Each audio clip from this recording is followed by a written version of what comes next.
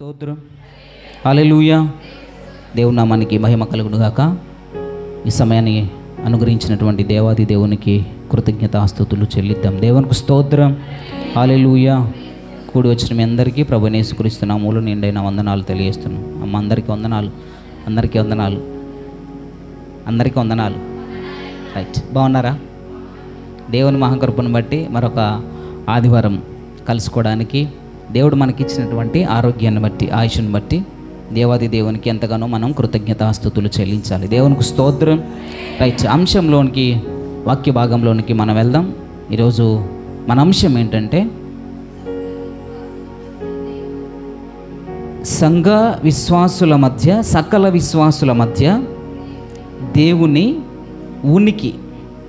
సకల విశ్వాసుల మధ్య దేవుని ఉనికి. ఉనికి అంటే ఏంటి? సకల విశ్వాసులు అంటే, సకలం అంటే అందరూ, సకల విశ్వాసులు అంటే అందరు విశ్వాసులు. వారి మధ్య దేవుని ఉనికి. ఉనికి అంటే ఏంటి? ఉనికి అంటే మాట్లాడండి. ఉనికి అంటే ఏంటి? ఆయన ఉన్నాడు అనడానికి కొన్ని ఆధారాలు, రుజువులు. ఇప్పుడు కరెంటు మన మధ్యలో ఉన్నది. ఎట్లా తెలుసు మీకు? ముట్టుకొని చూసి అబ్బా షాక్ కొట్టింది, కరెంటు ఉంది, కరెంటు ఉంది అంటారా? రైట్, లైట్ వెలుగుతుంది అంటే కరెంటు ఉన్నట్లే. అంతేలే కానీ కరెంటుని ముట్టుకొని చూసి కరెంటు ఉందని చెప్పాల్సిన అవసరం లేదు. కరెంటు ఉంది అనడానికి లైట్ వెలిగితే కరెంటు ఉన్నట్లే. ఇప్పుడు కరెంటు ఉనికి మన మధ్యలో ఉంది. ఉందా లేదా? ఉంది అనడానికి ఫ్యాన్ తిరుగుతుంది, లైట్ వెలుగుతుంది, మైక్ మాట వినబడుతుంది అనంటే కరెంటు యొక్క ఉనికి మన మధ్యలో ఉంది అని అర్థం. రైట్, ఇప్పుడు ఉనికి అంటే అర్థమైంది కదా. ఆయన ఉన్నాడు అనడానికి రుజువులు. డైరెక్ట్గా కరెంటే కనబడాల్సిన అవసరం లేదు. ఇప్పుడు తిరిగేది ఏంటిది? కరెంటా? ఏంటిది? తిరిగేది ఫ్యాను. అందులో ఏముంది? ఇప్పుడు కరెంటు కనబడుతుందా? రైట్, ఇప్పుడు దేవుడు కూడా అంతే. దేవుడు మనకు కనపడడు, కానీ ఆయన మన మధ్య ఉంటాడు. దానినే ఉనికి అంటారు. దేవునికి స్తోత్రం. ఇప్పుడు సకల విశ్వాసుల మధ్య దేవుని ఉనికి. మన మధ్యలో దేవుడు ఉన్నాడా లేడా? ఉన్నాడా లేడా? నా మాట వినబడుతుందా? కొంచెం సౌండ్ పెట్టాలా? వినిపిస్తుంది కదా? వినిపిస్తే మీరు సమాధానం చెప్పాలి. సకల విశ్వాసుల మధ్య దేవుని ఉనికి. దేవుడు మన మధ్యలో ఉన్నాడా? ఉన్నాడు అనేవారు ఒకసారి చేయొద్దండి. ఇప్పుడు నేను ఒక్కొక్కరిని అడుగుతా, చూపెట్టండి ఒకసారి. ఉన్నాడని గ్యారెంటీ ఏంటి? రుజువు ఏంటి? ఇద్దరు ముగ్గురు ఉన్న దగ్గర దేవుడు ఉంటాడట. Very good. నిజమే, వాస్తవమే. ఇద్దరు ముగ్గురు బాగా పిచ్చి కొట్టుడు కొట్టుకుంటున్నారు. ఇద్దరు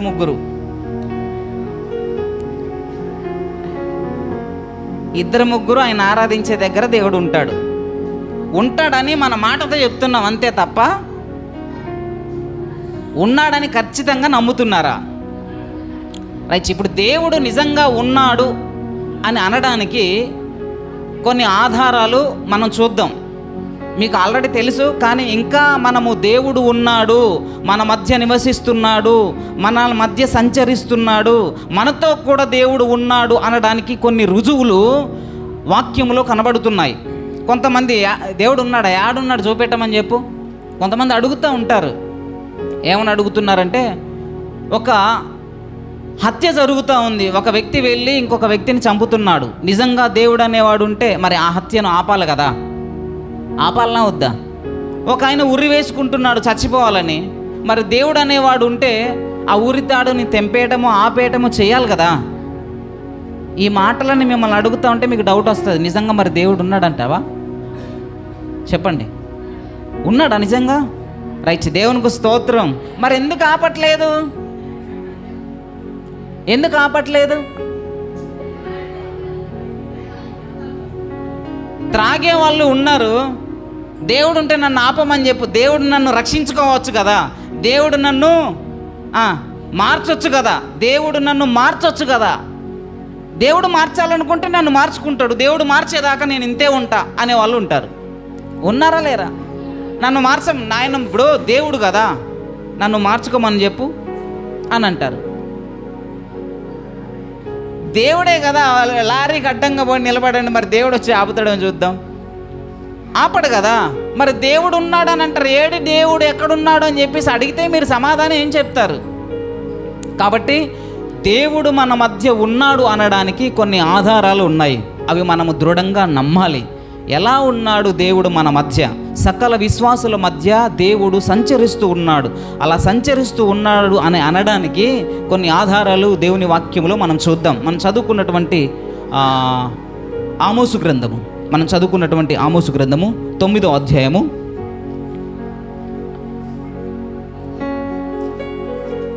11వ వచనం ఒకసారి సహాయం చేయండి.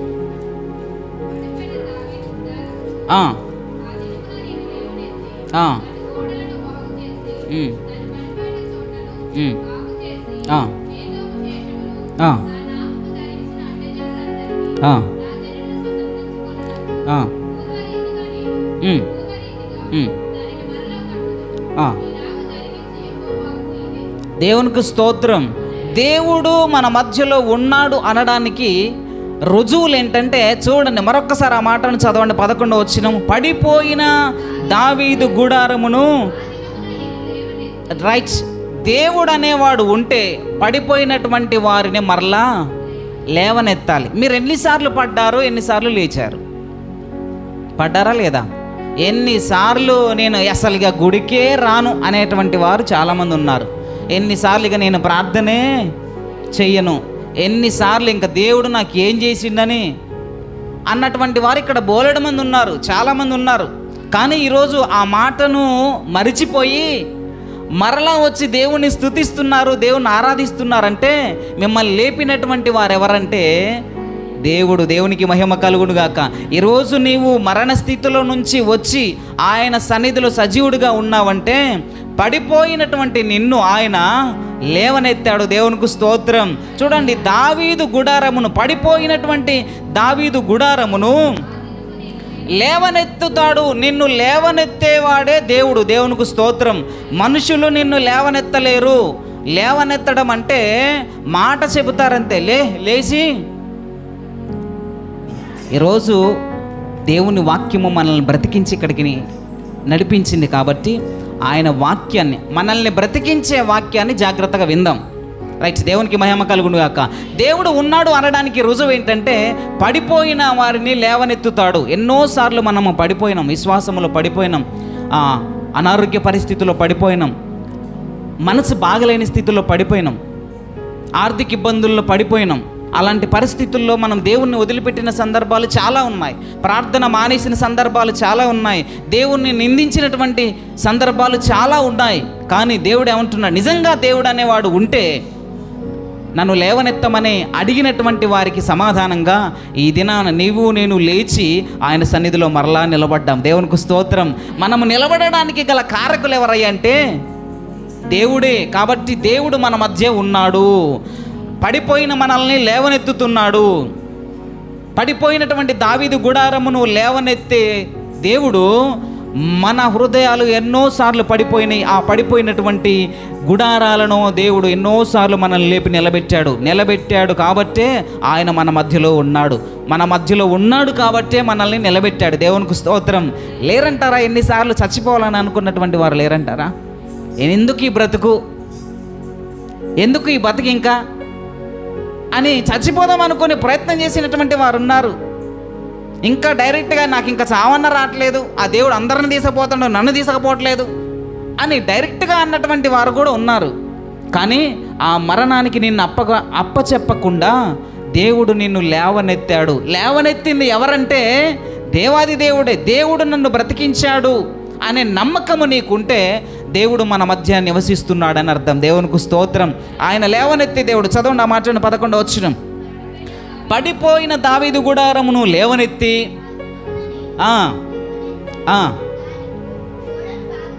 బాగు చేస్తాడు. లేవనెత్తడమే కాకుండా దేవుడు మన మధ్య ఉన్నాడు కాబట్టి మనల్ని లేవనెత్తి మనల్ని ఏం చేశాడు? బాగు చేశాడు. దేవునికి మహిమ కలుగునుగాక. దానిని బాగు చేసి ఏం చేస్తాడట? ఇంకా చదవండి, కింద చదివితే, దాని పోయిన చోట్లను బాగు చేసి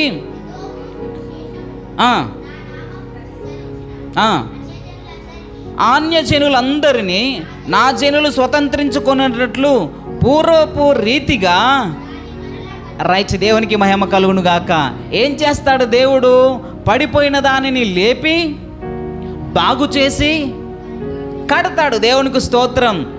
ఇప్పుడు ఇలాంటి లక్షణాలు మనలో ఉన్నాయి అని అంటే దేవుడు మన మధ్య సంచరిస్తున్నాడని అర్థం. ఎన్నిసార్లు పడిపోయావు, ఎన్నిసార్లు లేవనెత్తాడు దేవుడు నిన్ను, ఎన్నిసార్లు బాగు చేశాడు ఆయన, ఎన్నిసార్లు కట్టాడు, నీ గాయాన్ని కట్టాడు, నీ మనసుకు తగిలినటువంటి గాయాన్ని కట్టాడు, నీ హృదయానికి తాగినటువంటి, నీ శరీరానికి తగినటువంటి ఆ గాయాలను దేవుడు కట్టాడు. ఈరోజు నువ్వు బ్రతికున్నావంటే ఆయన గాయాలను కట్టాడు కాబట్టి ఈరోజు బ్రతికున్నావు. దేవునికి స్తోత్రం.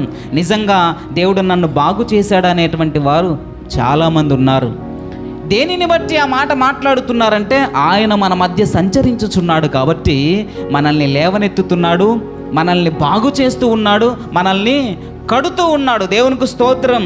ఆ కడుతూ ఉన్నాడు కాబట్టి మనం ఈరోజు బ్రతికి ఉన్నాం. అపోస్తుల కార్యంలో ఒక మాట నేను జ్ఞాపకం చేస్తాను. 15వ అధ్యాయము 15వ వచనం ఒకసారి సహాయం చేయండి. అపోస్తుల కార్యములు 15వ అధ్యాయము 15వ వచనం.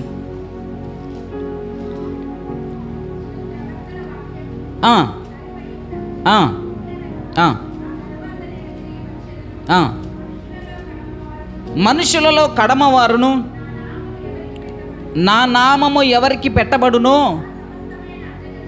ఆ సమస్తమైన అన్ని జనులను ఆ ప్రభువును వెదకునట్లు పడిపోయిన దావీదు గుడారమును తిరిగి కట్టెదను, పాడైన వాటిని తిరిగి కట్టి దానిని నిలవబెట్టేదనని అనాది కాలము నుండి ఈ సంగతులను తెలియజేసిన ప్రభువు. రైట్, ఏమన్నాడు తెలుసా? పడిపోతున్నావా, మరలా నేను కట్టేది నేనే. అనారోగ్యంతో ఉన్నావా, బాగు చేసేది నేనే. మనసు విరిగిపోతుందా, విశ్వాసుల మధ్య నేను సంచరిస్తాను, నన్ను కట్టు ప్రభు అంటే కడతాడు. నేను కట్టే దేవుడును. కాబట్టి నీవు ఈరోజు ఆయన సన్నిధిలో నిలబడ్డావు అంటే దేవుడు నిన్ను బాగు చేసి నీ గాయాన్ని కట్టి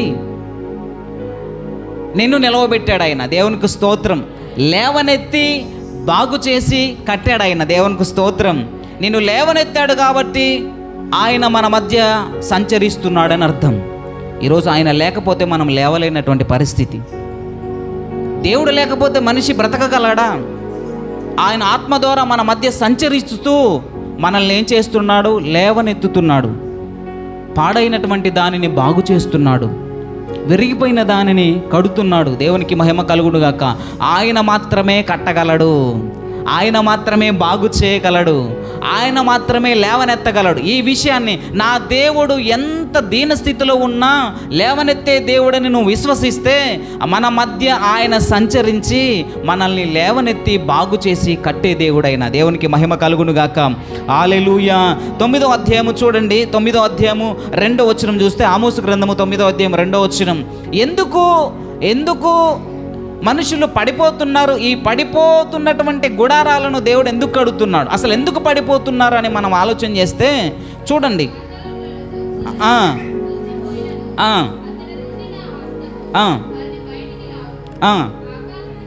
ఆకాశముకి ఎక్కినను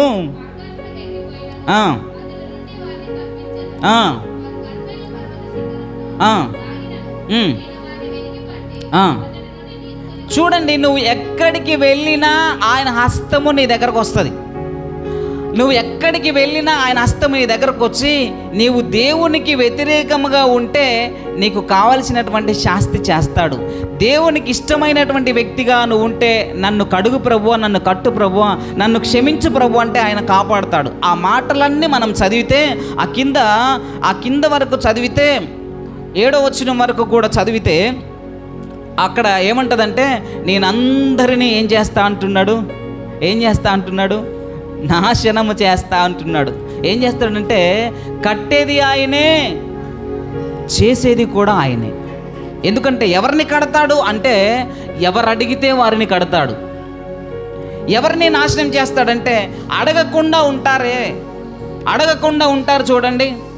నాకు అవసరం లేదంటారు చూడండి. వారి కొరకు దేవుడు ఎదురు చూసి చూడండి, ఆ మాటను చూడండి. ఈ పాపిష్టి రాజ్యము మీద ఉన్నది, దానిని భూమి మీద ఉండకుండా నాశనము చేతును. యాకోబు సంతతి వారిని చేయక విడిచిపెట్టే. చూసారా, దేవుడు ఏం చేస్తాడంటే నాకు విరోధముగా ఉన్నటువంటి వారిని అందరినీ ఏం చేస్తాడట? చేశాడా లేదా? ఇశ్రాయేలు ప్రజలను కాపాడి ఐగుప్తీయులను అందరినీ సముద్రములో ముంచివేశాడు. షడ్రక్ మెషక్ అబేద్నెగోలుని అగ్నిగుండములోకి తీసుకెళ్ళినటువంటి వారిని మాట్లాడండి, అందులో కాలిపోయారు. దానియేలు మీద నింద మోపినటువంటి వారు సింహముల నోళ్ళల్లో పడి చనిపోయారు. ఎముకలతో సహా కొరికి సింహాలు తిన్నాయి. కానీ దేవుని యందు భయము భక్తి కలిగినటువంటి దానియేలును మాత్రము ఏమీ చేయలేదు. ఇప్పుడు విశ్వాసుల మధ్య దేవుడు సంచరిస్తున్నాడా లేదా? విశ్వాసుల మధ్య దేవుడు సంచరించేది ఎందుకో తెలుసా? పాడవుతున్నావా నిన్ను లేవనెత్తడానికి, పాడవుతున్నావా పడిపోతున్నావా నిన్ను లేవనెత్తడానికి, పాడవుతున్నావా నిన్ను బాగు చేయడానికి, విరిగిపోతున్నావా నిన్ను కట్టడానికి. అందుకే విశ్వాసుల మధ్య ఆయన సంచరిస్తాడు. యెహోవా యందు భయభక్తులు కలిగి ఒకరితో ఒకరు మాట్లాడుకొని చుండగా, మలాకీలో ఉంటుంది, ఆకాశం నుండి ఆయన చెవియొగ్గి ఆలకించుచున్నాడు. ఎక్కడ ఇద్దరు ముగ్గురు ఆయన పేరటుంటే ఉంటాడు తప్ప ఆయన పేరు లేకుండా ఉంటే అక్కడ ఉండడు. లాస్ ఏంజల్స్లో ఉన్నటువంటి వారందరూ అగ్నిలో ఆహుతైపోయారు. ఎందుకని?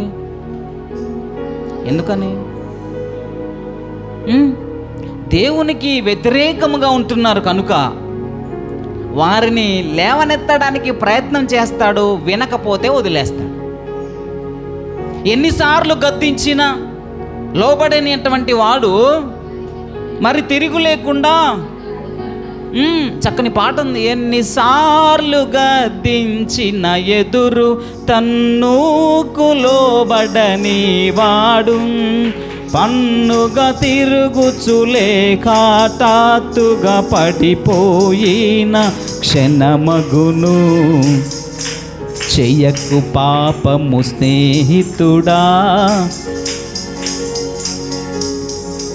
రాధయ్య పాట. దేవునికి స్తోత్రం. చూడండి, ఆయన గద్దించేది ఎందుకో తెలుసా? నువ్వు పడిపోతుంటే లేపడానికి. దేవునికి మహిమ కలుగును గాక. అందుకే మందిరములోకి రావాలి, విశ్వాసులతో సహవాసము కలిగి ఉండాలి. ఎందుకు ఈ సహవాసం అంటే పడిపోతుంటే ఆయన లేవనెత్తుతాడు. దేవునికి స్తోత్రం. పాడైపోతుంటే బాగు చేస్తాడు ఆయన. మందిరము బాగు చేయడానికి, మందిరము లేవనెత్తడానికి, ఈ మందిరము నిన్ను కట్టడానికి కొరకే ఉన్నది. అందుకే సకల విశ్వాసుల మధ్య ఆయన ఉనికి. ఎవరైతే ఆయన పక్షంగా ఉంటారో వారి మధ్యన ఆయన ఉంటాడని. దేవునికి మహిమ కలుగును గాక. ఉండి ఏం చేస్తాడు అంటే పడిపోయిన దానిని లేపుతాడు, పాడైన దానిని బాగు చేస్తాడు, విరిగిపోయిన దానిని ఏం చేస్తాడు? కడతాడు ఆయన. అందుకే దావీదు గుడారాన్ని నేను లేపుతాను, దాన్ని బాగు చేస్తాను. ఎక్కడైతే పాడైందో, ఏ స్థితిలో నువ్వు పడిపోయినావో దాన్ని నువ్వు తెలుసుకునేలా చేస్తాడు. దాని కొరకు ప్రార్థిస్తే మరలా నిన్ను మందిరములు స్థిరపరిచే వ్యక్తిగా నిన్ను నిలబెడతాడు. దేవునికి మహిమ కలుగును గాక. హల్లెలూయా, దేవునికి స్తోత్రం. కాబట్టి నువ్వు ఎక్కడికి వెళ్ళినా, దావీదు గారు అంటారు 139వ కీర్తనలో, ప్రభువా నేను ఆకాశంకి ఎక్కినను. అక్కడున్న చూడండి ఆ మాటను ఒకసారి. 139వ కీర్తన 7వ వచనం ఒకసారి చూడండి. 139వ కీర్తన 7వ వచనం. నేనెక్కడికయ్యా నీ ఆత్మ వదిలి నేనెక్కడికి పోతాను? ఎక్కడికి పారిపోతాను? ఆకాశముకెక్కినను, అక్కడ ఉన్నావు, అక్కడ ఉన్నావు. సముద్ర దిగంతములకు వెళ్ళినా అక్కడ కూడా నీవు ఉన్నావయ్యా. నేను ఎక్కడికి పోయినా అక్కడ ఉన్నావు. కాబట్టి బిడా, నువ్వు ఎక్కడికి వెళుతున్నావో అక్కడికి దేవుడు వస్తాడు. నువ్వు ఆయనకి ఇష్టమైన వ్యక్తిగా ఉంటే నేను పడిపోతుంటే లేపుతాడు. యెహోవా యందు భయభక్తులు గల వారి చుట్టూ ఆయన దూత కావలి ఉండి వారిని రక్షిస్తుంది. భయభక్తితో నువ్వు ఎక్కడికి వెళ్ళినా ఆయన నిన్ను కాపాడుతాడంతే. దేవునికి స్తోత్రం. అందుకే నువ్వు వెళ్ళేటప్పుడు నీ రాకపోకలందు యెహోవా నిన్ను కాపాడును అంటే అందరినీ కాపాడతాడా? ఎవరిని కాపాడతాడు? ఆయన యందు భయభక్తులు కలిగినటువంటి వారికి ఆయన దూతను పంపిస్తాడు. ఇగో నా దూత నీకు ముందుగా వెళ్తుంది. దేవునికి మహిమ కలుగును గాక. మరి ఎందుకు ఈ పోరాటాలు, యుద్ధాలు ఇవన్నీ ఎందుకు జరుగుతున్నాయి? మన కుటుంబాలలో ఎందుకు ఇన్ని పరిస్థితులు ఎదురవుతున్నాయని ఒక్కసారి మనం ఆలోచిస్తే, ఒకసారి చూడండి, వాక్య భాగంలోకి వెళ్దాం. దినవృత్తాంతముల 2వ గ్రంథము 16వ అధ్యాయము 9వ వచనం ఒకసారి చూడండి. దినవృత్తాంతముల 2వ గ్రంథము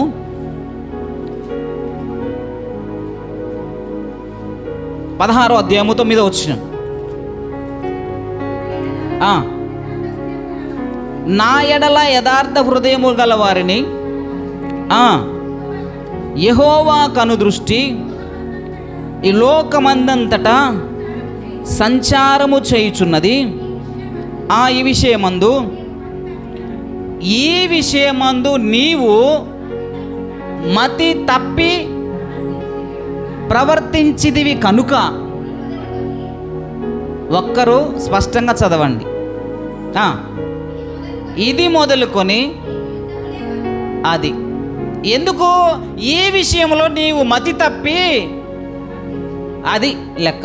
ఎందుకయ్యా మా ఇంట్లో యుద్ధాలు రోజు గొడవ అవుతుంది అనంటే, దేవుని యందు భయభక్తులు కలిగే విషయంలో మతి తప్పినవు. క్రైస్తవులు ప్రార్థనకు రావాల్సినటువంటి వారు మతి తప్పి ఎక్కడికో వెళ్ళిపోతున్నారు.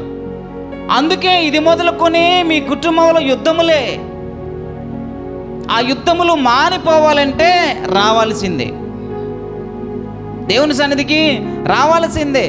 వస్తే పడిపోయినటువంటి నీ గుడారాన్ని దేవుడు ఏం చేస్తాడు? లేవనెత్తుతాడు. మనమే దేవుడు ఇక్కడ ఉన్నాడని అనడానికి మనమే రుజువు చేయాలి.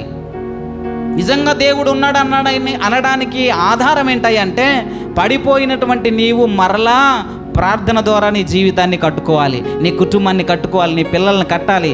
అప్పుడు అన్యులు చూస్తారు, వీళ్ళ కుటుంబం ఎలా కట్టబడింది, పాడైపోయిన వాళ్ళు వీళ్ళు ఎట్ట బాగుపడ్డారు, విరిగిపోయినటువంటి వీళ్ళ మనసులు ఎలా అతికాయి అంటే, వీరి మధ్య దేవుడు సంచరిస్తున్నాడు కనుక వీరి కుటుంబాలు కట్టబడ్డాయని నీవు నేనే సాక్షులము. ఎలా మార్చబడ్డారు వీళ్ళు అంటే, ఆయన సకల విశ్వాసుల మధ్య ఆయన ఉనికి ఉంది. మా కుటుంబంలో దేవుడు ఉన్నాడు, మా హృదయాలలో దేవుడు ఉన్నాడు, మా పనులలో దేవుడు ఉన్నాడు, మేము వెళ్తున్న ప్రయాణాలలో మా దేవుడు మాకు తోడుగా ఉన్నాడని చెప్పగలగాలి.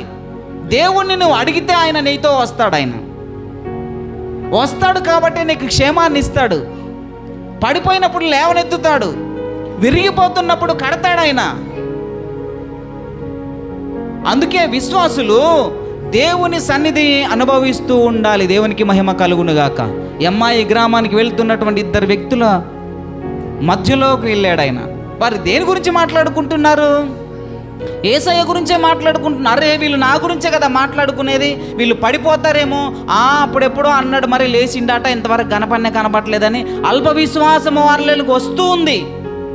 ఓ నీకు తెలియదా, అక్కడ జరిగింది కదా, ఏమో మరి లేచిండట, ఎవరెవరికో కనపడ్డాడట, అట్ట అని అనుకుంటున్నా. అమ్మ వీళ్ళు అట అనుకుంటున్నారు, ఇది నిజం చేయాలి అని వారి మధ్యకు వచ్చి, అల్పులైన అందులారా అని చెప్పి రొట్టెను విరిచి వారికి పంచి, ఇగో నేనే సజీవుడనై ఉన్నాను. వారి మనసు పడిపోతుంది, వారి విశ్వాసము దిగజారిపోతుంది, వారి ప్రార్థన, వారి నమ్మకము దిగజారిపోతుంది. పాపం అంతే అద్భుతాలు చేసిన ఆయన్ని చంపేశారు, ఇంకా మళ్ళీ లేచిండో లేదో అనే అనుమానంతో ఉంటున్నారు. పడిపోతున్నారు కదా, విశ్వాసంలో అనుమానం వస్తుంది కదా. దేవుడు వెంటనే వారి మధ్యకు వచ్చి వారి విశ్వాసాన్ని బలపరిచి, ఇగో సజీవుడనై నేను మీతో సంచరించుచున్నానని చెప్పాడు. దేవునికి మహిమ కలుగును గాక. కాబట్టి ప్రియమైన దేవుని బిడ్డలారా, ఇంకా పడిపోయి నువ్వు ఎందుకు లేవలేకపోతున్నావు అంటే, ఈ భక్తి విషయంలో మతి తప్పిపోతున్నావు కాబట్టి, ఈ భక్తి విషయంలో విర్రవీగిపోతున్నా, నాకు అవసరం లేదులే అనుకుంటున్నా కాబట్టి యుద్ధాలు రాకపోతే ఏమవుతాయి? White blood cells red blood cells ఇంకా కొట్టుకుంటాయి. వేటికి ఎక్కువ పవర్ ఉంటే ఆపోజిట్ అయి చచ్చిపోతాయి. తెల్ల రక్త కణాలట బాగా పెరిగినాయట. పెరుగుతాయి మరి, వాటికి బలం ఎక్కువై. ఎర్ర రక్త కణాలన్నీ చచ్చిపోయినాయట. మరి ఎందుకు చచ్చిపోతానంటే ఈ తెల్ల రక్త కణాలకి బలం ఎక్కువై ఎర్ర రక్త కణాలతో పోటీ పడితే ఎర్ర రక్త కణాలు చచ్చిపోయాయి. ఓ అమ్మ, మొత్తం పోయినట్టు. ఇప్పుడు మళ్ళీ ఏం చేయాలి చెప్పండి? ఎక్కియాలి. ఆడా అక్కడ ఎక్కాలి, ఇక్కడ ఎక్కడం కుదరదు. ఇక ఆ యుద్ధాలు నీ శరీరంలో, నీ కుటుంబంలో, నీ జీవితంలో జరగక ముందే, నీ మతి తప్పక ముందే దేవుని సన్నిధికి వచ్చి, అయ్యా పడిపోతానేమో, నన్ను నా చెయ్యి పట్టుకోండి ప్రభువా అని అడిగితే ఆయన పట్టుకుంటాడు. పడిపోతున్నటువంటి పేతురుని లేవనెత్తలేదా? నడుస్తావా పేతురు అని అంటే, ప్రభువా నీవే అయితే నీ నీళ్ళ మీద నడుస్తా, కమన్ రా అన్నాడు. నడుస్తూ ఉంటే అల్ప విశ్వాసం వచ్చేసింది ఆయనకి, ఒక గర్వం వచ్చేసింది. వెంటనే పడిపోతున్నటువంటి పేతురుని చెయ్యి పట్టి లేపాడు. అల్ప విశ్వాసి కాగా విశ్వాసివై ఉండమన్నాడు దేవుడు. దేవునికి మహిమ కలుగునుగాక. విశ్వాసి అనేవాడు ఎప్పుడు పడిపోడు, పడిపోయినా కూడా తిరిగి లేస్తాడు. నీతిమంతుడు 7 మారులు పడినను మరలా తిరిగి లేస్తాడట. దేవునికి మహిమ కలుగునుగాక. అందుకే నువ్వు పడిపోవు అనే మాట అబద్ధం. పడతావు, కానీ విశ్వాసంలో, ప్రార్థనలో నమ్మకంగా దేవుని ఎడల భయము భక్తి కలిగి ఉంటే నువ్వు పడ్డా మరలా లేస్తావు. దేవునికి మహిమ కలుగునుగాక. హల్లెలూయా. అందుకే పడకముందే బాగా తినాలి, అంతేనా? పడకముందే బాగా తినాలి. పడ్డంక తింటే లాభం ఏమైనా ఉందా? పడ్డంక తింటే లేచేదాకా సమయం పడుతుంది. పడకముందే ఫుల్గా తిన్నాం అనుకో, లావు కాకపోయినా బలం ఉండాలి. అప్పుడు పడ్డా మరలం లేస్తాం. ఇప్పుడు బలం ఏంటిది? ప్రార్థన, వాక్యము, విశ్వాసము. ఈ బలాన్ని మనం పొందుకుంటే, మంచిగున్నప్పుడే పొందుకుంటే, మంచిగున్నప్పుడే గుడికి వస్తే, మంచిగున్నప్పుడే దేవుణ్ణి అడిగితే ఆయన మనకు బలాన్ని ఇస్తాడు. పడిపోమైగా పడతాము, కానీ ఆల్రెడీ బలం ఉంది కాబట్టి తిరిగి అబ్బా నేను పడ్డగానే నాకేమీ తగలలేదు అంటాం. అదే బలహీనులు పడితే ఏమవుతుంది? అమ్మగారు రాత్రి పడ్డది, నిన్న బీరో తలిగిందేమో, అబ్బా ఇంకా నొప్పిలేస్తుంది అంటుంది. ఎందుకు అంటే బలహీనత ఎక్కువైంది. పడిపోయినటువంటి ఆ పాటు దెబ్బ ఎక్కువ తగిలింది. ఇది శరీరానికి సహజం, కానీ ఆత్మ పడిపోకుండా చూడాలి. కొంతమందికి గుండె ధైర్యం ఉంటుంది. ఆ గుండె ధైర్యం ఎలా వస్తుందో తెలుసా? దేవుని శక్తి ద్వారా వస్తుంది. ఈ దావీదు ఎంతున్నాడు? పొట్టోడు. గొల్యాతు ఎంతున్నాడు? 6 మూలల జానుడు ఉన్నాడు. పెద్ద పెద్ద వాళ్ళే గొల్యాతును చూసి భయపడ్డారు. మరి దావీదుకి ఎందుకు భయం కాలేదు? దావీదుకి ఎందుకు భయం కాలేదంటే ఆత్మశక్తి ఉన్నది, ఆయన ప్రార్థనా శక్తి ఉంది, దేవుని శక్తి ఆయనలో ఉంది కాబట్టి భయపడలేదు. భయపడకుండా ఆ గుండె ధైర్యంతో రాయిని విసిరి కొట్టాడు. గొల్యాతు చచ్చాడు. దేవునికి మహిమ కలుగును గాక. కాబట్టి మనకు కావాల్సింది ఏంటి అయ్యా అంటే, పడిపోకుండా, ఆత్మీయతలో మనం పడిపోకుండా, ప్రార్థనలో పడిపోకుండా ఉండాలంటే మనకు కావాల్సింది ప్రార్థనా శక్తి కావాలి. దేవునిని మనము కలిగి ఉండాలి. దేవుణ్ణి మనం ఎలా కలిగి ఉంటాము? ప్రార్థన ద్వారా దేవుణ్ణి కలిగి ఉంటాము, వాక్యం ద్వారా కలిగి ఉంటాము, విశ్వాసం ద్వారా కలిగి ఉంటాం. దేవునికి స్తోత్రం. దేవుడు మన మధ్య ఉన్నాడు అనడానికి రుజువు ఏంటయ్యా అంటే, పడిపోయిన దానిని లేవనెత్తుతాడు, పాడైన దానిని బాగు చేస్తున్నాడు, విరిగిపోయిన దానిని కడుతున్నాడు. కాబట్టి ఆయన మన మధ్య ఉన్నాడని అర్థమవుతుంది. దేవునికి స్తోత్రం. ఇది మొదటి కారణం. రెండవ కారణం చూద్దాం. మనం చదువుకున్నటువంటి పత్రిక పాఠ్య భాగంలో నుంచి రోమీయులకు రాసినటువంటి పత్రిక 2వ అధ్యాయము 21వ వచనం ఒకసారి త్వరగా సహాయం చేయండి. రోమీయులకు రాసిన పత్రిక 2వ అధ్యాయము 21వ వచనం. ఆ ఎదుటివానికి బోధించుచున్న నీవు నీకు నీవే బోధించుకొనవా? దొంగిల వద్దని ప్రకటించు నీవు దొంగిలిదవా? వ్యభిచరించవద్దని చెప్పు నీవు వ్యభిచరించెదవా? ఇదన్నీ ఏంటంటే దేవుడు గద్దిస్తున్నాడు. ఏమని? ఎవరిని గద్దిస్తున్నాడు? ఎవరి మధ్య ఉంటాడు దేవుడు? రైట్. ఇప్పుడు చూడండి, దేవుడు మన మధ్య ఉన్నాడు అనడానికి అర్థం ఏంటిదో తెలుసా?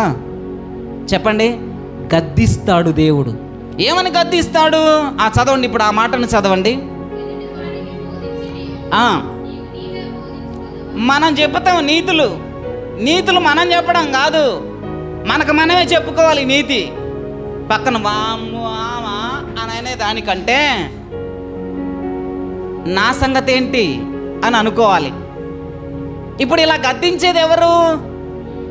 దేవుడు గద్దిస్తున్నాడు. ఈ గద్దింపు కనుక నీకు అర్థమైతే దేవుడు ఇక్కడ ఉన్నాడని అర్థం. వాము పంతులు గారు ఏమైనా ఇవాళ నా గురించే వాక్యము, నాకేం కర్మ అండి మీ గురించి చెప్పడానికి, నాకేం అవసరం అంటున్నా, మీ గురించి చెప్పాల్సిన అవసరమే లేదు నాకు. నువ్వు ఎటు తిరిగితే నాకెందుకు, ఏం చేస్తే నాకెందుకు, నువ్వు వస్తే ఏంది రాకపోతే నాకెందుకు చెప్పు. ఇప్పుడు మాట్లాడేది ఎవరు? దేవుడు మాట్లాడుతున్నాడు. దేవుడని నువ్వు అనుకుంటే దేవుడే నీతో మాట్లాడతాడు. పంతులు గారే నువ్వు అనుకుంటే పంతులు గారి మీదనే కోపం పెరుగుద్ది. అదే దేవుడు మాట్లాడితే దేవుడి మీద కోపం పెరుగుద్దా? పెరగదు. కాబట్టి ఇప్పుడు ఏమనుకోవాలి? గాడిదకు బట్టలు వేసారా, ఏసైకి బట్టలు వేసారా? ఇక్కడే ఉన్నారా? అయితే గాడిదకి వేసారా, ఏసైకి వేసారా? అసలు వేసింది గాడిదకి, మనసులో ఉన్నది ఏసయ్య. అవునా కాదా? అన్నం పెట్టేది ఎవరికి? అయ్యగారు మా ఇంటికి రండి పెడతాను. ఎవరికి అన్నం పెడతారు? అయ్యగారికి పెట్టేది. మనసులో ఎవరికి? అబ్బా అంత ఆతిథ్యం ఉందా? పర్వాలేదు.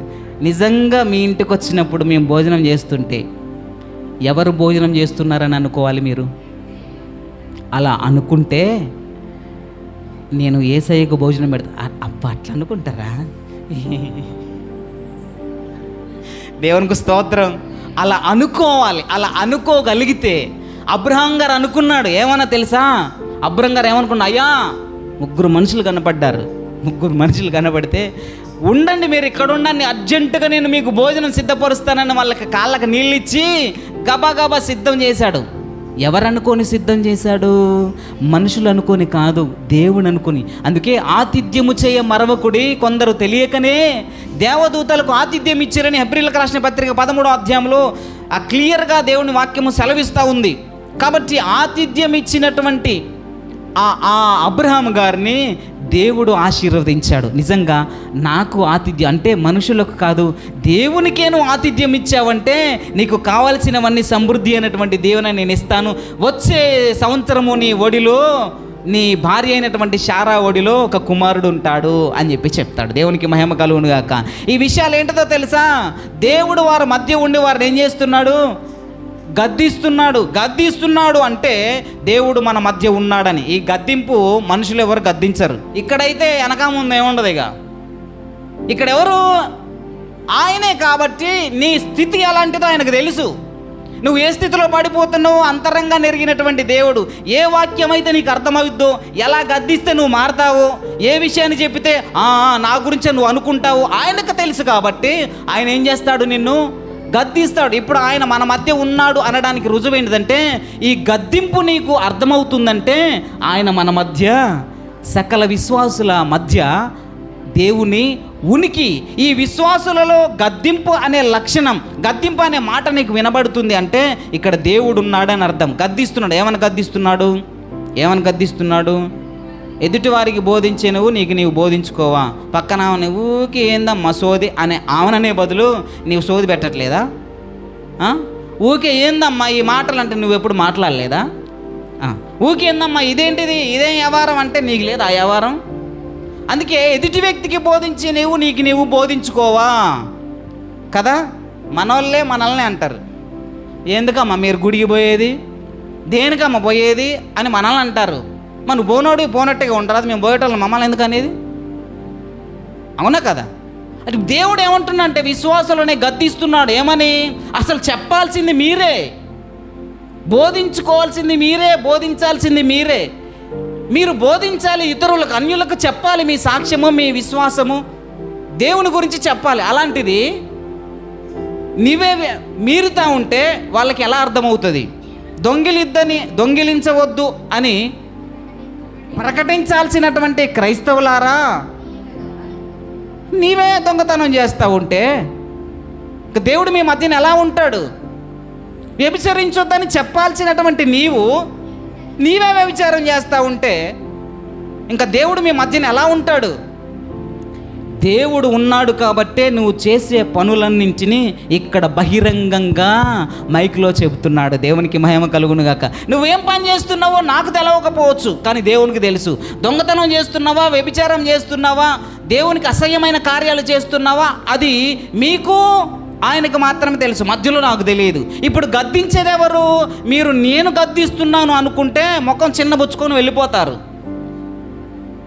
అర్థమవుతుందా? ఇక్కడ దేవుడు ఉన్నాడు, దేవుడు మాట్లాడుతున్నాడు, దేవుడే నన్ను గద్దిస్తున్నాడని నువ్వు అనుకుంటే, ఇప్పుడు చెప్పండి, దేవుడు ఉన్నాడు అని అంటే ఈ గద్దింపు ఎవరు గద్దిస్తున్నారని అనుకోవాలి?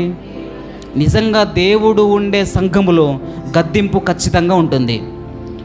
మంచి స్కూలు అంటే ఏ స్కూల్ అని అంటారు? తోలు తీసి ఏలాడేసే వాళ్ళనే మంచి స్కూల్ అంటారు. అంతేనా? కొత్తగూడెంలో ఏదో స్కూల్ ఉంది. ఏ స్కూలు? రైట్, అందుకే మంచి స్కూల్ అంటారు. అర్థమవుతుందా? ఎందుకు తాట తీసే స్కూల్ మంచి స్కూలా? అవును, మరి మన పిల్లలు మంచిగా భయభక్తిగా మంచి చదువు నేర్చుకోవాలంటే తాట తీస్తేనే వాడు నేర్చుకుంటాడు. ఇప్పుడు వీళ్ళందరినీ 4 వీక్ కూర్చోబెడితే ఆయన ఎందుకు ఫోన్ పట్టుకుంటాడు? చెప్తున్నా మామూలుగా. ఇప్పుడు గద్దించే వాళ్ళు లేక అలవాటైపోయింది, గద్దించే వాళ్ళు లేక అలవాటైపోయింది. ఇప్పుడు ఎవరు గద్దించాలి? మనుషులు గద్దిస్తే మనుషుల మీద ద్వేషం. పంతులు గారు అసలు ప్రతిరోజు నా గురించే, ప్రతి వారం నా గురించే చెప్తావు. ఒక ఆయన నేను స్టేటస్ పెడతాంటే ఒక ఆయన అడుగుతా ఉన్నాడు, నీకేమి లేవా ఇక తాగుబోతుల స్టేటస్లు పెడతాంటే, నా ఇష్టం అయ్యా, నా ఫోన్ నా ఇష్టం, డేటా బ్యాలెన్స్ నాది, ఫోన్ నాది, నేనే కొనుక్కున్నా అని తాగుబోతులదే పెడతాంటే నువ్వు చూడమాకు అంటే నీకెందుకు కోపం?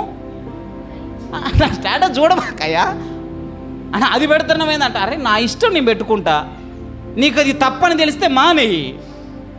నిజంగానే ఇప్పుడు ఆడెట్లుంటుందంటే, ఏ జాగ్రత్త తాగబోతున్నారా, జాగ్రత్త, మీరు తాగి చేసిన పనులు మీ పిల్లల మీదకి వస్తుంది, జాగ్రత్త అని అంటే గుచ్చుకున్నట్టు అనిపించు. నా బిడ్డకి ఏదైనా అయితే భయం వేసి అది ఎందుకు పెడతాను అంటున్నాను. అంటే నా ఇష్టం నేను పెట్టుకుంటా, నువ్వు మానరాదు. అవునా కదా? ఇప్పుడు గద్దింపు అనేది ఎలా ఉంటుందంటే, ప్రేమ కలిగినటువంటి వారే గద్దిస్తారు. దేవునికి మీ మీద ప్రేమ ఉంది కాబట్టి మిమ్మల్ని గద్దిస్తున్నాడు దేవుడు. దేవునికి స్తోత్రం కదా. పేతురుని గద్దించలేదా? ఏమని గద్దించండి పేతురుని? ఇప్పుడు నేను మిమ్మల్ని అన్నాను అనుకో, ఉంటారా? అయ్యగారికి మేము అంటే దేయాల్లా కనబడుతున్నావా, భలేగా అన్నాడే, ప్రసంగాల మధ్యలోనే భలేగా అన్నాడు అంటారు. యేసయ్యే డైరెక్ట్గా పేతురుని అన్నాడు, పో సాతానా అన్నాడు. అదేంది ప్రభు నేను సాతాన్నా అని అన్నాడా? వాస్తవంగా ఆయన బుద్ధి సాతాను బుద్ధిగా మార్చబడింది. అలాంటి బుద్ధి నీకు ఉండకూడదని చెప్పేసి ఏం చేశాడు? దేవుడు గద్దించాడు. దేవునికి స్తోత్రం. ఈ గద్దింపు నీకు గద్దించినట్టు అనిపిస్తుందంటే దేవుడు మన సంఘంలో ఉన్నాడని అర్థం. గట్టిగా చప్పట్లు కొట్టి దేవుని మహిమపడదాం. ఏ సంఘంలో అయితే గద్దింపు వాక్యం ఉంటుందో, ఏ సంఘంలో అయితే హెచ్చరికల మాటలు ఉంటాయో, అక్కడ దేవుడు సంచరిస్తున్నాడని అర్థం. ఏది? వెన్నబూసి, నెయ్యి పూసి, మంచిగా దువ్వి, సార్ నమస్తే, బాగున్నారా, రండి కూర్చోండి, ముందుకు రండి సార్, మీరు భలేగా ఉన్నారు, గట్టిగా చప్పట్లు కొట్టండి, మన మధ్యలో సార్ వచ్చారు. సారు అయితే అయింది, ఎవరు అయితే అయింది. ఇలాంటి పప్పులేం ఉడకవు. యేసయ్య ఉన్న దగ్గర ఇలాంటి పప్పులేం ఉడకవు. కొరడా పట్టిందంటే ఎవడరా మిమ్మల్ని ఇక్కడ ఎవడు వ్యాపారం చేయమన్నది? నా మందిరాన్ని దొంగల గుహగా చేస్తారా, ఒక్కొక్కరిని తాట తీస్తానే బల్లాలు పావురాలు మొత్తం అన్నింటిని బయటకు నెట్టేశాను. ఇది గద్దింపు అంటే. దేవునికి మహిమ కలుగును గాక. పిచ్చి పిచ్చి వేషాలు మందిరంలో వేస్తే దేవుడు ఊరుకోడు.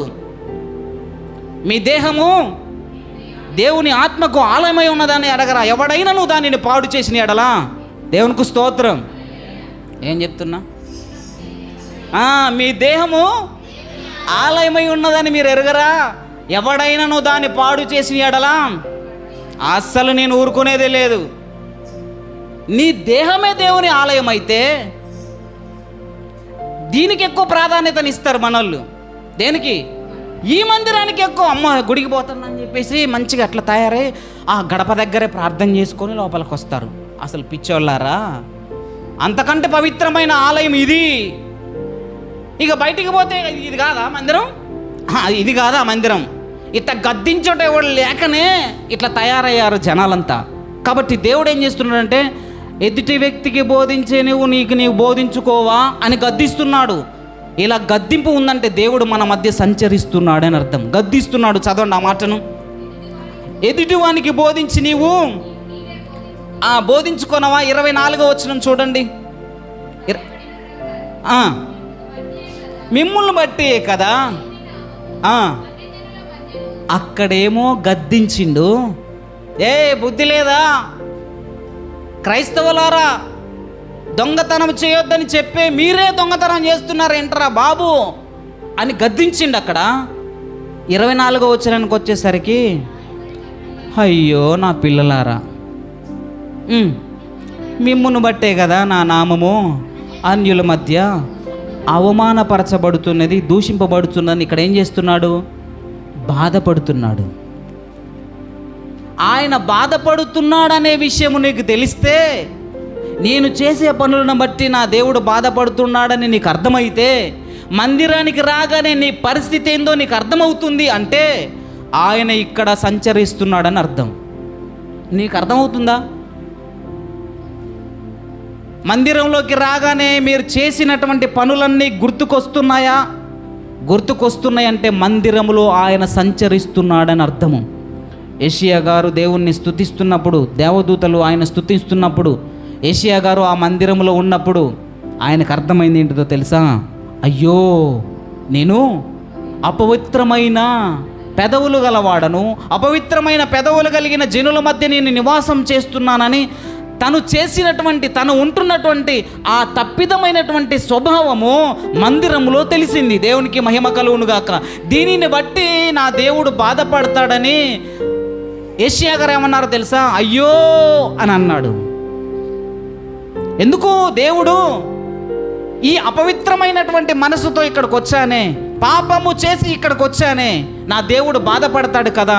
మిమ్మల్ని బట్టే నా నామము అన్యుల మధ్య దూషింపబడుతుందని దేవుడు బాధపడుతున్నాడు. కాబట్టి ఈ వాక్యాన్ని బట్టి నన్ను నేను సరిచేసుకుంటానని నువ్వు అనుకోగలిగితే దేవుడు మన మధ్య సంచరిస్తున్నాడని అర్థం. లేదంటే నేను చేసింది ఆయనకేం తెలుసులే, నేను చేసింది ఆయనకేం తెలుసులే, అక్కడికి పోయి యూదా ఇస్కరియోతు డబ్బులు తీసుకొని రెడీగా నేను వస్తా, ముద్దు పెడతా, మీరు వచ్చి తీసుకుపోండి అని ఆడ సెటిల్మెంట్ చేసుకొని వచ్చిన సంగతి ఈయనకేం తెలుసులే అనుకున్నాడు. యేసు ప్రభు గారికి ఏం తెలుసు అని అనుకున్నాడు. డబ్బులన్నీ తెచ్చుకొని, వస్త్రాలు, వెండి బంగారం అంతా తెచ్చుకొని ఇంట్లో దాచిపెట్టుకొని మళ్ళీ ఎరగనట్టే వచ్చి ఏలియా పక్కన నిలబడ్డాడు, ఎలీషా పక్కన నిలబడ్డాడు. ఎవరైనా గెహజీ గారు ఏమి ఎరగనట్టే ఉన్నాడు. కానీ సేవకుడు గద్దించాడు. ఎక్కడికి వెళ్ళినావు గెహాజీ? లేదు, నేను ఎక్కడికి వెళ్ళలేదు, నువ్వు ఎక్కడికి వెళ్ళినావు నాకు బాగా తెలుసు అని బాధపడ్డాడు ఆయన. ఈరోజు నిన్ను బట్టి బాధపడుతున్నాడనే విషయము నీ మనసుకు అర్థమైతే ఇక్కడ దేవుడు సంచరిస్తున్నాడని అర్థం. దేవునికి మహిమ కలుగునుగా. కొంతమందికి ఏ భయము లేకుండా మందిరానికి వస్తారంతే, ఏ భయము కూడా ఉండదు. ఎందుకు? ఇద్దరు వ్యక్తులు మందిరంలోకి రావాలని ప్రయాసపడి వచ్చి, ఒక ఆయన డైరెక్ట్గా లోపలికి వచ్చి ప్రార్థన చేసిండు గట్టిగా. ఒక ఆయన బయటికి రాకుండా, లోపలికి రాకుండానే బయటే ఉండి ఆకాశం వైపు కన్నులెత్తి రొమ్ము కొట్టుకుంటూ ఏడ్చాడు ఆయన. ఎందుకు? ఈ అపవిత్రమైనటువంటి మనసుతో లోపలికి వెళితే నా దేవుడు బాధపడతాడు. ఆయనను బాధ పెట్టడము, మనోళ్ళు మహా తెలివికల్లోళ్ళు, ఆయన బాధ పెట్టలేకనే రావట్లే గుడికి. మామూలు తెలివి ఇదేమన్నా ఇట్లా మరి ఏమనుకుంటున్నావు? దేవుడు నేను ఇట్లా మరి నేను పలాని పని చేసినా అది మరి దేవుడు బాధపడతాడు. దేవుడు బాధపడతాడా? బాధపడి లాగే లెంపకాయ ఎత్తాడు అనే విషయం మాత్రం గుర్తుండదు. బాధపడతాడని రావట్లేదా? ఆ బయట ఉండి ఏడ్చి ప్రార్థన చేసినటువంటి సుంకరి ప్రార్థనను దేవుడు విన్నాడు. దేవునికి స్తోత్రం. కాబట్టి దేవుడు మన మధ్య ఉన్నాడు. ఇప్పుడు చెప్పండి, దేవుడు మన మధ్య ఉన్నాడా లేదా? ఎలా? ఆయన గద్దిస్తున్నాడు కాబట్టి మన మధ్య ఉన్నాడని అర్థం. నీకు అర్థమవుతుంది. నేను తప్పిదమ్ము చేసి మందిరంలోకి వచ్చిన నా అంతరంగాన్ని చూసినటువంటి దేవుడు ఆయన బాధపడుతున్నాడని నీకు అర్థమవుతుంటే ఇక్కడ దేవుడు ఉన్నాడని అర్థం. దేవునికి మహిమ కలుగును గాక. ఏ బాధ లేకుండా, ఏ భయం లేకుండా చక్కగా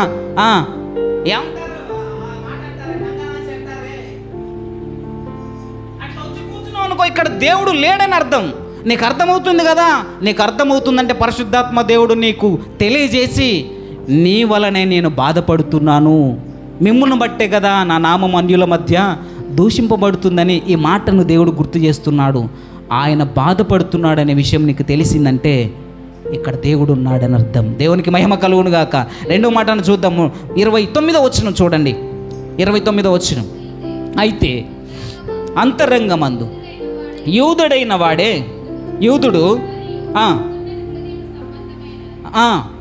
అంతరంగమందు యూదుడైన వాడే యూదుడు అంటే నీవు పై రూపంలో క్రైస్తవ బిడ్డవని ఆదివారమే చక్కగా స్నానం చేసి తల స్నానం చేసి చక్కగా మంచి బట్టలు కొత్త బట్టలు ధరించి పై రూపంలో క్రైస్తవురాలుగా చంకలో బైబిల్ పట్టుకొని అమ్మా దేవునికి స్తోత్రం హల్లెలూయా వద్దు చెయ్యెత్త రాదండి అమ్మా రైట్ అమ్మయ్యా దేవునికి స్తోత్రం హల్లెలూయా అని ఇలా బైబిల్ పట్టుకొని ఒక గ్లాసులో కొన్ని బియ్యం పట్టుకొని అవసరమైతే కూరగాయలు పట్టుకొని దేవునికి ఏదో కానుక సమర్పించాలని నేను చూడగానే ఆడికి పోతున్నావు నువ్వు గుడికే పోతున్నావు కదా నాకు అర్థమైంది అని అనుకోవడం క్రైస్తవ్యం కాదు. మరి ఏంటి క్రైస్తవ్యము? అంతరంగమందు చదవండి ఆ మాటను. 29వ వచనం. అంతరంగమందు యూదుడైన వాడే యూదుడు. అంతరంగమందు క్రైస్తవుడైనటువంటి వాడే క్రైస్తవుడు. నీవు క్రైస్తవుడు అని పై రూపాన్ని చూసి ఆదివారం బైబిల్ పట్టుకున్నంత మాత్రాన నువ్వు క్రైస్తవుడివి కాదు. మరి ఎవరు క్రైస్తవులు? ఎలా క్రైస్తవుడు అవుతాడంటే అంతరంగములో భయం ఉండాలి. దేవుడి రోజు నన్ను గద్దించాడనే భయము, నన్ను బట్టి ఆయన బాధపడుతున్నాడని క్షమాపణ అడిగి నీ ప్రవర్తనను నువ్వు సరిచేసుకోగలిగితే వాడే నిజమైన క్రైస్తవుడు. దేవునికి మహిమ కలుగును గాక. ఇప్పుడు దేవుడు ఉన్నాడు అనడానికి అర్థం ఏంటో తెలుసా? నీ ప్రవర్తనను దేవుడు తెలియజేసి నిన్ను గద్దించి నీ కొరకు బాధపడి నిన్ను సరిచేస్తున్నాడు అని అంటే ఈ మందిరంలో దేవుడు ఉన్నాడని అర్థం. గట్టిగా చప్పట్లు కొట్టి దేవుని మహిమ హల్లెలూయా. దేవునికి మహిమ కలుగును గాక. ఇది 2వ లక్షణం. 3వ లక్షణాన్ని చెప్పేసి నేను ముగించేస్తా. మనం చదువుకున్నటువంటి లూకా సువార్త పాఠ్య భాగంలోనికి వెళ్దాం. యోహాను సువార్త 10వ అధ్యాయము. యోహాను సువార్త 10వ అధ్యాయము 14వ వచనం ఒకసారి సహాయం చేయండి. నేను గొర్రెలకు మంచి కాపరిని.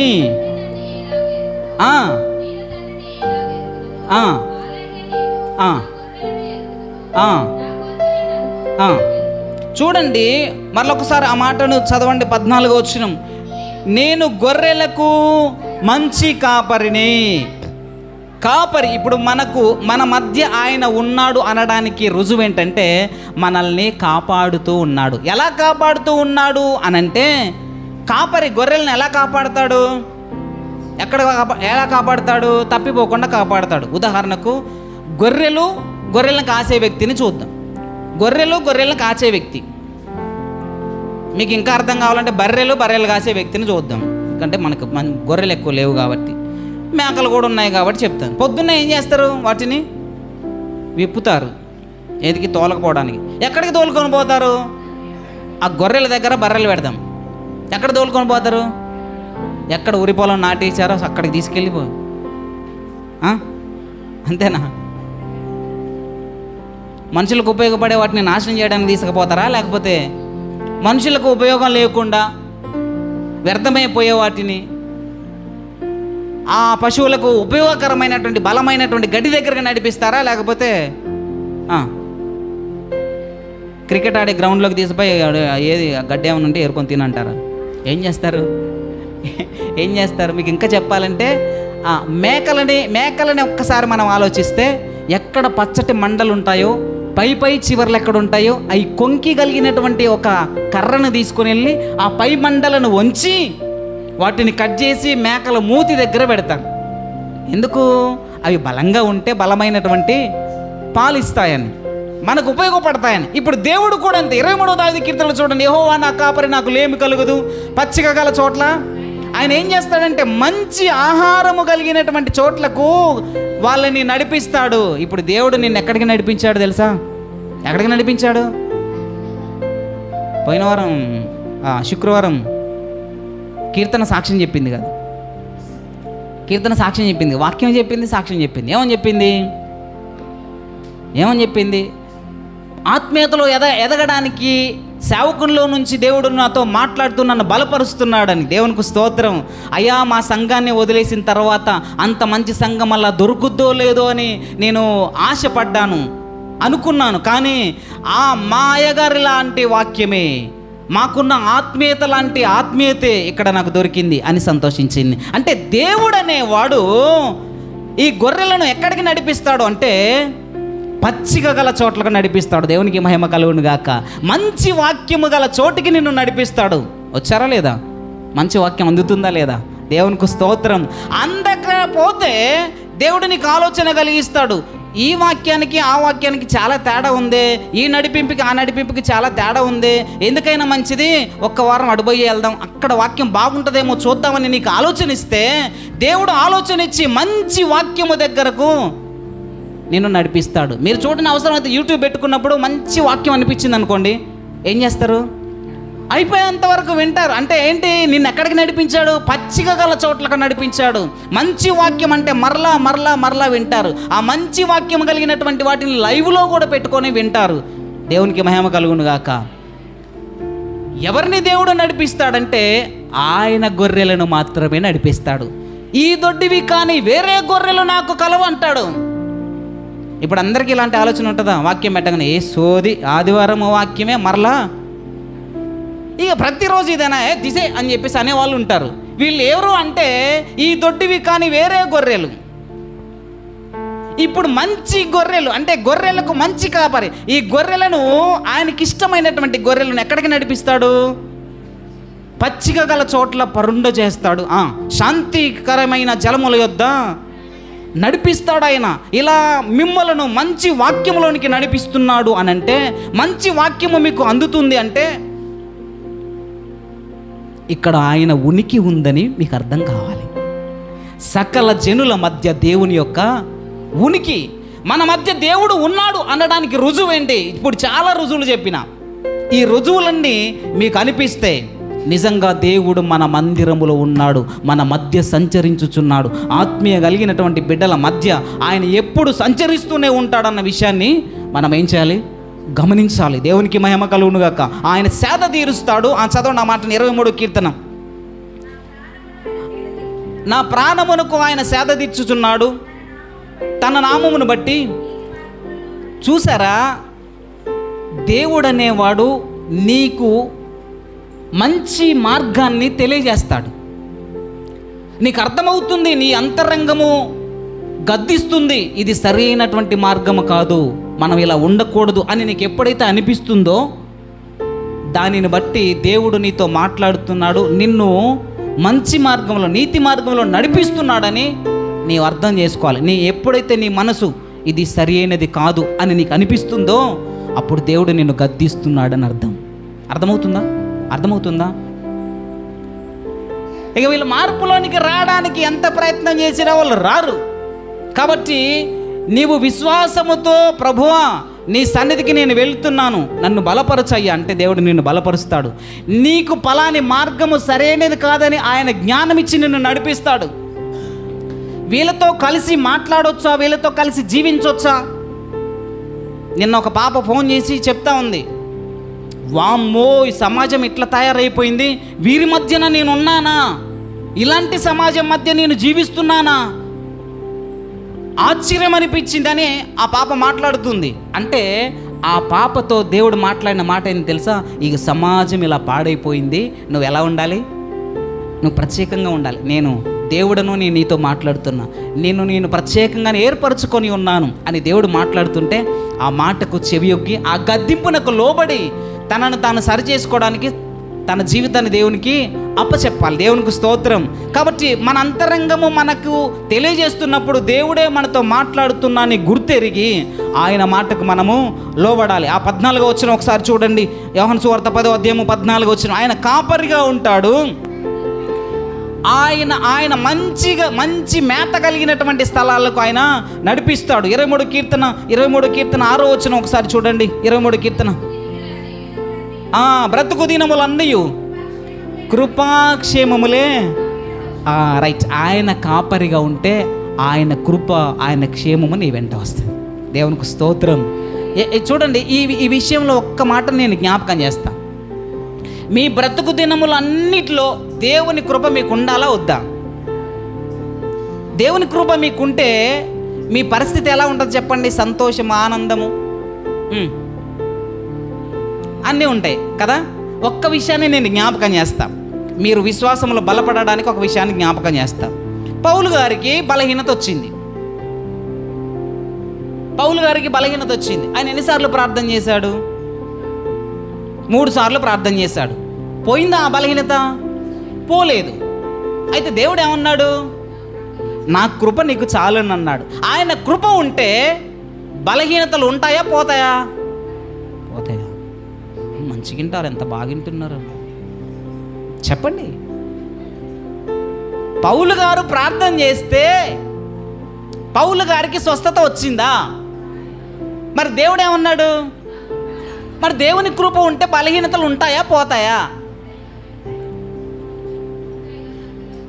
చెప్పండి. ఉంటాయా పోతాయా? దేవుని చిత్తమైతే పోతాయి, దేవుని చిత్తమైతే ఉంటాయి. కానీ ఆయన కృప మాత్రమే ఎల్లప్పటికీ ఉంటుంది. దేవునికి స్తోత్రం, హల్లెలూయా. అర్థమైందా? ఇంకేమన్నా వ్యర్థమైందా? కన్ఫ్యూజ్ ఏమన్నా అయ్యారా? దేవునికి స్తోత్రం. ఇప్పుడు ఏమన్నాడంటే ఆయన మనకు కాపరిగా ఉంటే చిరకాలము కృపాక్షేమములే నా వెంట వస్తాయి. కృపాక్షేమం అంటే బలహీనతలో కూడా దేవుని స్తుతిస్తాము. దేవా, ఈ బలహీనతలో కూడా నన్ను బ్రతికించినందుకు నీకు వందనాలు అంటాము. దేవునికి మహిమ కలుగును గాక. అది కృప. అంటే ఏంది? బాగా చలి జ్వరంతో వచ్చారనుకోండి, అయ్యా ప్రార్థన చేయండి అంటే ప్రార్థన చేస్తాం. ప్రభా ఈ జ్వరం నుంచి విడుదల తెచ్చాయని ప్రార్థన చేశాను. ఒక జ్వరం పోలేదు అనుకుందాం, అప్పుడు ఏమంటారు? అయ్యగారి దగ్గర పోయి జ్వరం డాక్టర్ కాడికైనా పోదాం అని చెప్పేసి అంటారు. ఇప్పుడు కృప ఉన్నట్టా లేనట్టా?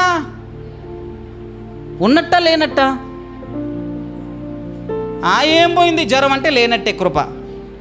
పోనీ ఇంతకంటే ఇంకా నయ్యం, ఐసీలో లేకుండా సీరియస్గా కాకుండా ఈ మాత్రం జ్వరంతో నన్ను బ్రతికించాడు, దేవునికి స్తోత్రం అని అంటే దేవుని కృప నీకు తోడుగా ఉన్నట్టు లెక్క. అర్థమవుతుందా? ఈ పరిస్థితుల్లో కూడా ఆయన కృప నీకు ఉంటుంది. ఆయన కృప కలిగినటువంటి వారు రోగాన్ని బట్టి ఆయనను నిందించరు, బలహీనతను బట్టి ఆయనకు దూరం కారు, అప్పుల బాధలను బట్టి ఆయనకు దూరం కారు, పిల్లలు లేనందువలన దూరం కారు, పిల్లలు మాట విననందువలన దూరం కారు. ఏ బలహీనత కూడా ఆయన కృపకు దూరం అవ్వరు. ఆయన కృప కలిగినటువంటి వారు అన్ని పరిస్థితుల్లో ఆయనను స్తుతిస్తారు, ఆయనను ఆరాధిస్తారు, ఆయన గనుపరుస్తారు, ఆయనకు మహిమ చెల్లిస్తారు, ఆయనలో ఆనందిస్తారు. దేవునికి మహిమ కలుగునుగాక. ఆయన కాపరిగా ఉంటే ఎలాంటి పరిస్థితి వచ్చినా ఆయన్ను స్తుతిస్తాం. దేవునికి మహిమ కలుగునుగాక. మీరు అలాంటి స్థితిలో ఉన్నారా? నాకు ఎలాంటి పరిస్థితి వచ్చినా నేను మందిరాన్ని మానట్లేదయ్యా, ఆయన కృప ఆయన క్షేమం నాకుంటే చాలు అని అనగలుగుతున్నారు అంటే దేవుడు మీ మధ్య సంచరిస్తున్నాడని అర్థం. దేవుడు ఉన్నటువంటి స్థలాల్లో ఏముంటుందో తెలుసా? పిల్లలు కళ్ళ ముందు మరణించినా దేవునికి మహిమ కలుగునుగాక అన్నాడు. అది దేవుని సంచరణ. మీ కుటుంబాలలో దేవుడు సంచరిస్తున్నాడా? మీ హృదయాలలో దేవుడు సంచరిస్తున్నాడా? మీరు 3-4 కూర్చున్నప్పుడు దేవుని సంచరణ మీ మధ్యలో, ఆయన ఉనికి మీ మధ్యలో ఉంటుందా? అంటే ఎలాంటి పరిస్థితి వచ్చినా ఆయన స్తుతించగలిగినటువంటి స్థితి నీకుంటే ఆయన కృప నీకు తోడుగా ఉంటుంది. దేవునికి మహిమ కలుగును గాక. హల్లెలూయా. గట్టిగా చప్పట్లు కొట్టి దేవుని మహిమ పరుద్దాం. హల్లెలూయా. దేవునికి స్తోత్రం. కాబట్టి ఆయన కృప, ఆయన క్షేమము మనకు తోడుగా ఉంటుంది. క్షేమం అంటే ఏమనుకుంటున్నారు? మనం మరణిస్తే మన ఆత్మ నిత్య రాజ్యానికి వెళ్ళడమే క్షేమం.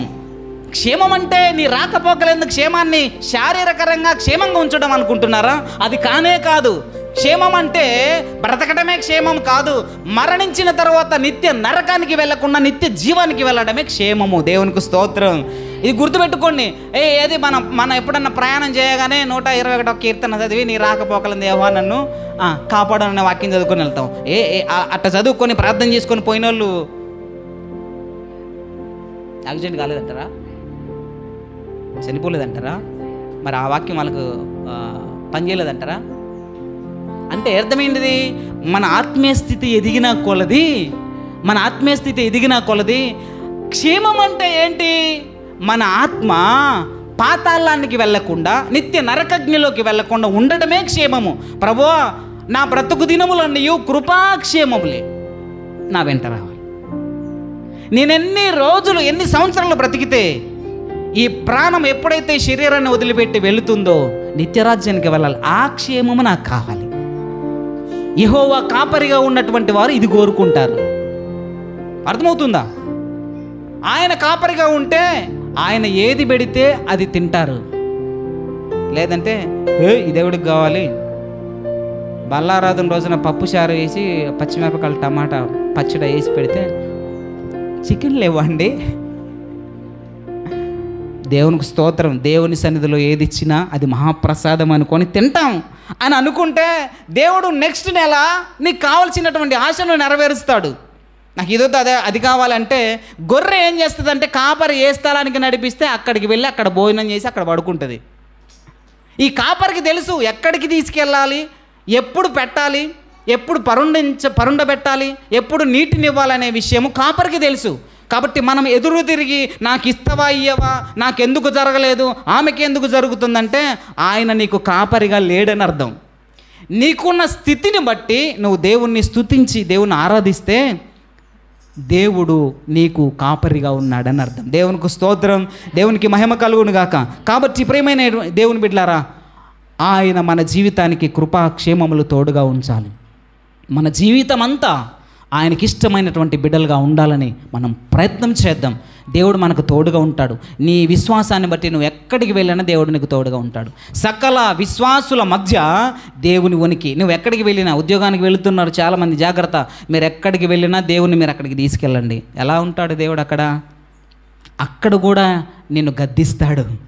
ఇది చేయకూడదు కదా, ఇట్లా ఎదురు తిరిగి మాట్లాడకూడదు కదా, దేవుడు నీతో మాట్లాడుతుంటాడు, గద్దిస్తాడు. అక్కడ పడిపోతున్నావు అనుకో, నిన్ను లేవనెత్తుతాడు. విశ్వాసంలో పడిపోతుంటే లేవనెత్తుతాడు.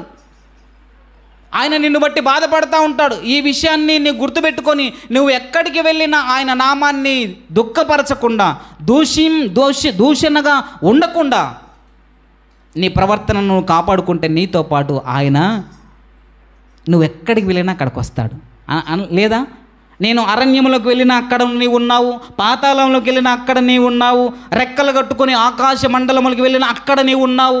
ఎలా ఉన్నాడు అక్కడంటే ఆయన కోరుకున్నాడు కాబట్టి అక్కడికి వచ్చాడు. ఆయన దేవునికి మహిమ కలుగునుగా. ఆయనకి ఇష్టమైన బిడ్డలు ఎక్కడికి వెళితే అక్కడికి వస్తాడు. షడ్రక మేషక అబేద్నెగోలు అగ్నిగుండాలకు వెళ్తే నేను కూడా వస్తా అగ్నిగుండాల్లోకి అన్నాడు. వచ్చాడా రాలేదా? దానియేలు దానియేలు ప్రభువా ఏంటి పరిస్థితి, నన్ను సింహభూములు వేస్తా అంటే నేను ఉన్నా కదా, నేను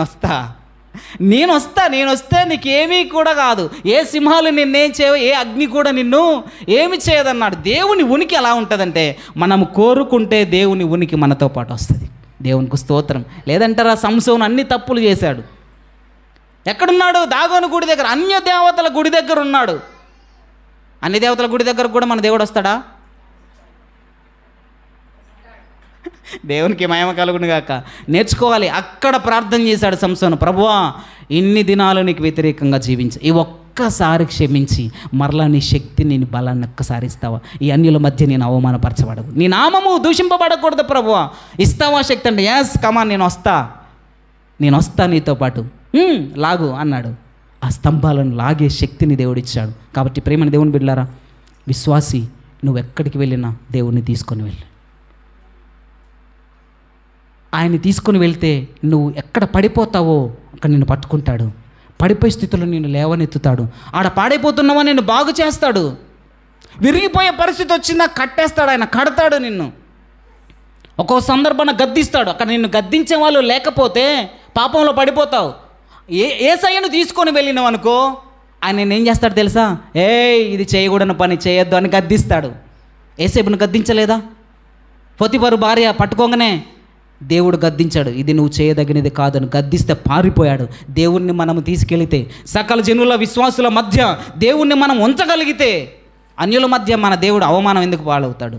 దేవుణ్ణి తీసుకెళ్ళండి. మీరు ఎక్కడికి వెళ్ళినా మీ దేవుణ్ణి తీసుకెళ్ళండి. అక్కడ మిమ్మల్ని గద్దిస్తాడు. మంచి మేత కలిగినటువంటి స్థలానికి తీసుకెళ్తాడు. ఆయన మిమ్మల్ని సేద తీరుస్తాడు. అందరికీ బాధలు రావచ్చు, కానీ నీ మాత్రం రాదు. లేదంటారా? ఐగుప్తు ప్రజలకు ఎన్ని ఇబ్బందులు ఎదురైనాయి, కానీ ఇశ్రాయేల్ ప్రజలకు ఇబ్బందులు ఎదురుకాలే. అయినాయా? ఎందుకో తెలుసా? వీరితో దేవుడున్నాడు, వారితో లేడు. నీ పరిస్థితి ఏంటి? నీ ఉద్యోగంలో దేవుని తీసుకెళ్తున్నావా? నీ ప్రయాణంలో దేవుని తీసుకెళ్తున్నావా? నీ ఫంక్షన్లలో దేవుని తీసుకెళ్తున్నావా? సకల జనుల మధ్య దేవుని ఉనికి. నీతో పాటు దేవుణ్ణి తీసుకెళ్తే అన్యజనులకు అర్థమవుతుంది ఈమెతో పాటు దేవుడు ఉన్నాడు రా అని. గట్టిగా చప్పట్లు కొట్టి దేవుని మహిమపడదాం. దేవునికి మహిమ కలుగును గాక. అదే కీర్తనలో మనం చదువుకున్నటువంటి కీర్తనలో ఒక మాటని జ్ఞాపకం చేసి ముగించేస్తాం. 66 కీర్తన 5వ వచనం ఒకసారి సహాయం చేయండి. 66 కీర్తన 5వ వచనం. దేవుని ఆశ్చర్య కార్యములను చూడరండి.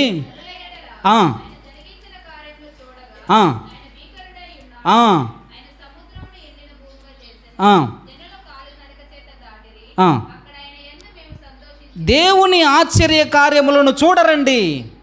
దేవుడు మా దగ్గర ఉన్నాడు. మీరు చెప్పగలగాలి, దేవుడు మా దగ్గర ఉన్నాడు.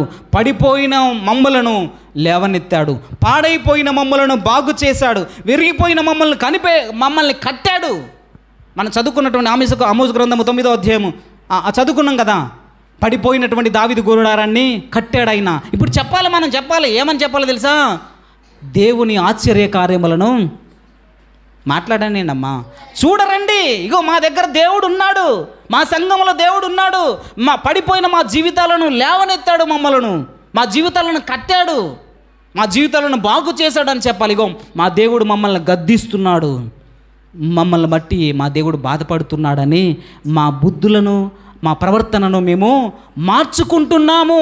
రండి, మేము మార్పు చెందడానికి మా దేవుడు ఆశ్చర్యకరుడు, మేము మార్చబడడానికి మా దేవుడు ఆశ్చర్యకరుడు. ఆయన చేసిన ఆశ్చర్యకార్యాలు చూడడానికి రండి అని చెప్పగలగాలి. దేవునికి మహిమ కలుగును గాక. ఆయన మన మధ్య ఉంటే మనం వెళ్ళి ఆయనకి చెబుతాము.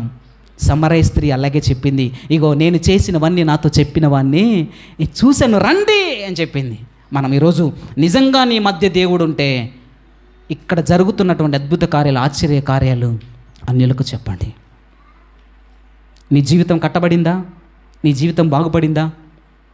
నువ్వు ఆయన తెలుసుకున్నావా? ఆయన నిజమైన దేవుడని గుర్తించుకున్నావా? వెంటనే చెప్పు, నా జీవితంలో అద్భుతాలు చేశాడు దేవుడు, నీ జీవితంలో కూడా చేస్తాడు. అవసరమైతే నన్ను కనిపెట్టు, నేను ఎక్కడికి వెళ్ళాను నాతో పాటు దేవుడు వస్తాడు. చెప్పగలగాలి. ఆ స్థాయికి నువ్వు రాగలగాలి. ఎప్పుడు వస్తారు అంటే పడిపోతున్నప్పుడు దేవుడు వాక్యం ద్వారా గద్దించి నిన్ను లేపినప్పుడు నువ్వు సరి చేసుకోగలిగితే నువ్వు దేవుడు ఎక్కడికి రమ్మంటే అక్కడికి వస్తాడు దేవుడు. దేవునికి మహిమ కలుగుడు గాక. నువ్వు దేవుడు ఎక్కడికి రమ్మంటే అక్కడికి వస్తాడు దేవుడు. అయ్యా నేను పొలానికి వెళ్తున్నా. ఇస్సాకు పొలానికి తీసుకెళ్ళాడు దేవుణ్ణి. ఇస్సాకు పొలానికి తీసుకెళ్ళాడు దేవుణ్ణి. అయ్యా నా కొరకు భార్యను తీసుకురావడానికి మా యజమానుడు వెళ్ళాడు, యాజకుడు వెళ్ళాడు, ఎలియాజరు వెళ్ళాడు. నాకు మంచి భార్య కావాలి ప్రభు అని నేను పొలానికి వెళ్తున్నాను. పొలానికి వెళ్ళి ఆ పొలంలో దేవుణ్ణి స్తుతించాడు. దావీదు అడవికి తీసుకెళ్ళాడు దేవుణ్ణి. గొర్రెలు కాసుకుంటే అక్కడ దేవుణ్ణి ఆరాధించాడు. మీరు ఎక్కడికి తీసుకెళ్తున్నారు? ఎక్కడికి తీసుకుపోవట్లేదు, ఇక్కడే ఉంచుతున్నారు. దేవుడు ఏడ ఉన్నా, అయ్యా మళ్ళీ ఆదివారం వస్తామని చక్కగా లైట్లన్నీ బంద్ చేసి తలుపులేసి ప్రభు నీకు స్తోత్రం అనుకుంటే వెళ్ళిపోతున్నారు. ఇక్కడ ఉండే దేవుడు కాదైనా. గుడి గోడలలో గుండె గుడిలో ఉన్నాడు చూడు. అందుకే తీసుకెళ్ళాలి దేవుణ్ణి. సకల జనుల మధ్య ఆయన సంచరించే దేవుడు. దేవునికి మహిమ కలుగును గాక.